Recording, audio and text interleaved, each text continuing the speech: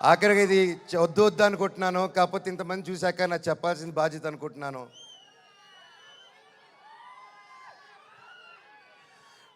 ఎన్నో ఈ మధ్యకాలంలో ఎన్నో జరిగాయి, ఎన్నో ఇబ్బందులు పడాను, ఎన్నో చూస్తున్నారు అందరూ.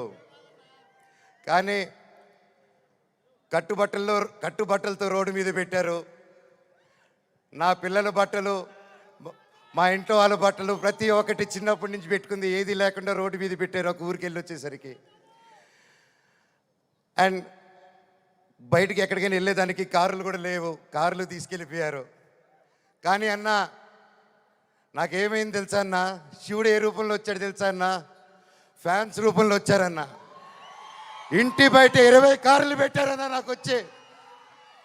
వాళ్ళే తీసుకొచ్చి ప్రతి ఒక్కరు వచ్చి అన్న మేమున్నాం అని నిలబడారు.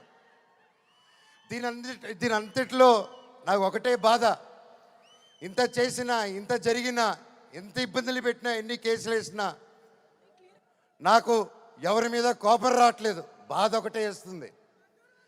అది నా బలహీనతో, అది వాళ్ళ బలమో నాకు అర్థం కావట్లేదు. ఎన్ని జన్మలైనా ఈ జన్మకు మాత్రం నా కట్టగాలేంత వరకు నేను మోహన్ బాబు గారి అబ్బాయినే, అది ఎవరు మార్చలేరు. నాకు ఆయన నేర్పించిన క్రమశిక్షణే, ఆయన చిన్నప్పటి నుంచి నన్ను నీతి వైపు నిలబడు, న్యాయం వైపు నూరి పోసి పెంచారు. ఈరోజు నేను న్యాయం వైపు నిలబడినప్పుడు చుట్టుపక్కల అందరూ చేరి తప్పంటున్నారు. నేను మీ పక్క నిలబడినా, న్యాయం పక్క నిలబడినా అనేది ఆ బ్యాటిల్ ప్రతిరోజు.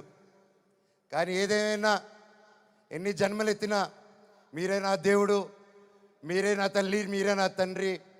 మీకు ఎప్పుడు నేను బిడ్డనే. మీ దేవుళ్ళు ఎప్పుడు మా అందరికి ఉండాలని కోరుకుంటున్నాను.